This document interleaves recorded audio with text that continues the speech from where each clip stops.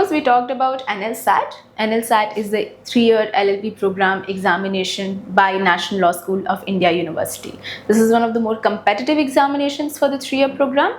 And in today's video, we're going to talk about how timing this examination is so very important.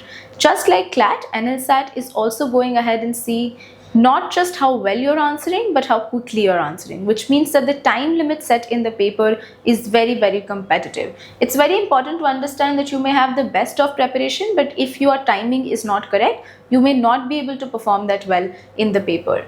Starting from part A specifically, part A has around 8 passages. In 8 passages, I'm assuming that it should not take you more than 60 minutes to attempt part A, but a plus minus 5 minutes is something that you can always go ahead and keep as a leeway, but not more than this should be given to part A. If your part A is not complete, a good way is to leave that and start attempting different sections, because if you keep giving more and more time to one part, it essentially makes your chances of clearing the paper that much more harder.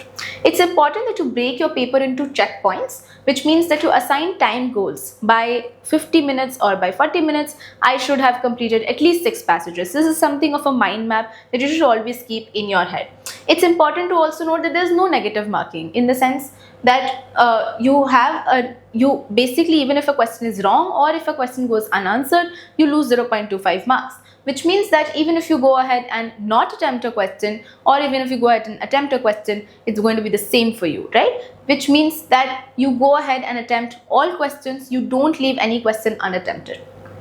You learn to identify questions that are worth attempting, and you skip those that seem overly time consuming. There are always questions that examiners will put just to flip you, right? Just to make you more nervous in the examination hall. It's important to understand that some questions are meant to be very, very tough, and it's important that you don't go ahead and put too much time into them. If you can't understand it, leave that question, come back to it if you have time, but more importantly, don't waste a lot of time attempting those questions. Always track your time throughout the test to stay on pace. Always keep the watch in your hand so that you always know what time you should complete a passage at. When you're talking about time subsidization, it's important that every question does not deserve equal time. There are questions that are very, very easy, spend much lesser time on them, and questions which are more on the medium to the harder level, you spend a little bit more time on them. When you focus on maximizing marks from easy questions, and when there are questions which are harder, you try to reduce your damage, right? Which means that you attempt questions which seem more or less correct. If you do not understand, it's okay, you can attempt anything and move on. You will always see that all passages are not going to be of the same level. There are easily going to be 2-3 passages which are going to be easy, 3 to 4 passages which are going to be moderate, and 1 to 2 questions which are going to be difficult. It's important to identify those passages, and if in those passages you're taking a bit more time, there's nothing to worry about. But in easy passages, try to offset it by taking lesser time.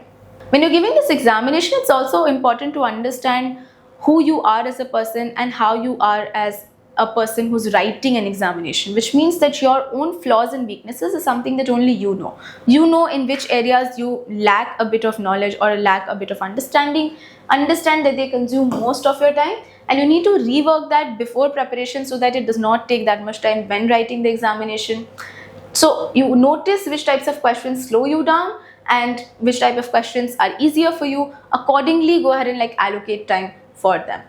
You can also go ahead and obviously reflect while giving mocks which are these questions, and then try and accordingly go ahead and make sure that that is not something that replays during the examination.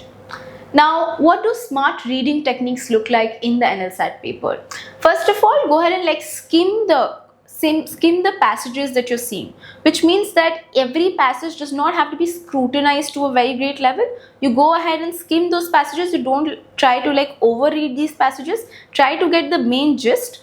And one of the good things that you can also do in this is that you can start first by reading the questions that are there in the passages, because once you read the questions, you know how to now read that passage, because you already know what questions that are being asked on this passage. This is something that works out for a lot of people, and that's something that you could also go ahead and incorporate in your own prep, so that if that works for you by any chance.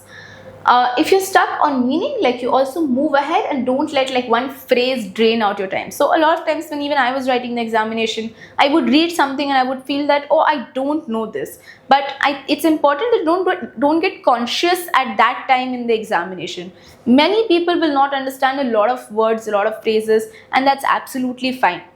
The best thing that you can do is to move forward from it. Don't let any question drain you down. Don't let any question make you nervous. It's very important that you understand that the paper is set in a way to make you nervous. It's very important that that does not get to you actually. Whenever you're writing a paper, go ahead and highlight key things that you think are important in the passage. When you read the questions, you can come back to the highlighted parts, and it makes you very easy for you to then go ahead and like crisscross and match them with the question at hand. Also, as I said, consider reading the questions first. Now, how do you deal with tricky options? Learn to apply elimination technique. What does that mean? Whenever you read a question and you don't know the answer to it, you have 4 options to it, but you don't know which one is the correct. Start with which ones are not correct. First, go ahead and remove the ones that are not correct. If you then arrive at 2 options which might be correct, I think then go ahead and like choose either one of them or try to put a bit more thought. But once you've eliminated it, most probably the ones that you've not eliminated, 50% chances that you're correct. Right, which means that your elimination technique will go ahead and like fetch you much more marks.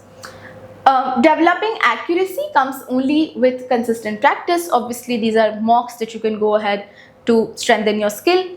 At its essence, NLSAT is an aptitude-based exam, which means that aptitude only develops with practice. At that point of time, it's important that I don't think you're going to perform very well if you do not take these mocks. I think it's very important that you develop that practice throughout the year so that when you give the paper, you're already very, very familiarized with it. Now, coming to part B, how should you go ahead and like manage your time when it comes to part B? Now, the structure of part B is in this way. They're going to be legal reasoning, which is 12 passages, which it's 5 passages of 12 marks each, totaling 60 marks. And there is going to be one essay which is going to be of 15 marks, and that is going to make it a total of 75 marks. So your part B comes to 75 marks, similar to your part A. Now, how do you go ahead and allocate your time when this is a structure? In legal reasoning, don't give more than 12 to 14 minutes per question. What you can do is that you will obviously take some time reading the question, some time going ahead and planning what is going to be the structure of your answer writing, and obviously writing takes some time. This is the kind of breakdown that you can do which can help you understand how to do it.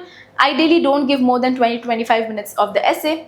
Understand that whenever you're doing something, every question carries equal marks, which means that there is no point going ahead and giving more time to one question and then not giving enough time to another question. Try and devote equal time to all questions, because all questions carry that kind of marks. There's also one key differentiating factor is that people tend to give a lot more time to the essay.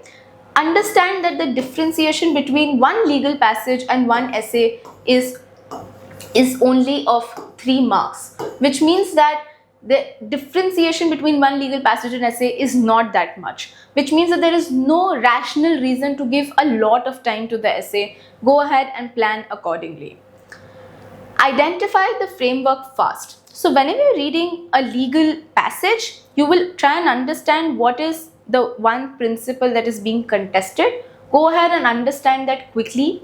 See who are the parties involved, underline it. See if there are any rules or procedures written in the question, go ahead and like underline that. See what is the timeline of events and what is the question that is being asked, which means that there will always be a proper question that is being asked, which means it can look like decide for A or decide for B. It's important that you also underline that so that when you're writing the answer, you can come back to it and check what is it that is actually being asked. Now, you can also structure your responses using a mental template. So the template can look like you write the fact that is relevant, then you write the argument, and then you write how it fulfills the legal ingredients that have been asked in the question. So any ingredient or any kind of like analysis that is asked in the question, how is that argument responding to that question? As long as you keep this template, it should be very fine for you. Now, key time savers are using clear and direct sentences. This is not only just a key time saver, this is also very, very important when examiners are checking. Examiners do not want elaborate answers. Examiners only want very, very succinct and clear and articulate answers, which means that if you're able to jot down your points in as short sentences as possible, the better it is for the examiner, but it is also better for you because it also saves your time. I've been studying in NLS for the past 3 years, and one thing that all teachers tell us unanimously is that we do not want big answers, and the best answers are always the ones that are short. One more important thing to keep in mind is that there is a proper area given in which you will write the answer, which means that you do not have enough space also to write more and more words. There's only a limited space given, which means that you have to put your answer within that limited space. There is not a lot of scope for writing too lengthy answers for one question and then not writing enough words in the other question. Now, with that, I think part B has come to an end. The takeaway that you can have with this video is that for part B, write short, crisp answers. Don't devote time specifically just for one question and not enough time to the other question. For part A, make sure that if you find difficult questions, leave them or go ahead and do the elimination technique to come at the best possible answer. Do not get stuck in any passage. Understand that time is of essence in this examination. You can be a very, very hard work and laborious student with the best preparation, but might not perform very, very well during the examination simply because you did not manage time well. Make sure that when you are prepping, go ahead and stop your watch exactly at the time that the exam will end. That will make sure that even when you're writing the exam, you have the same mind work. Thank you.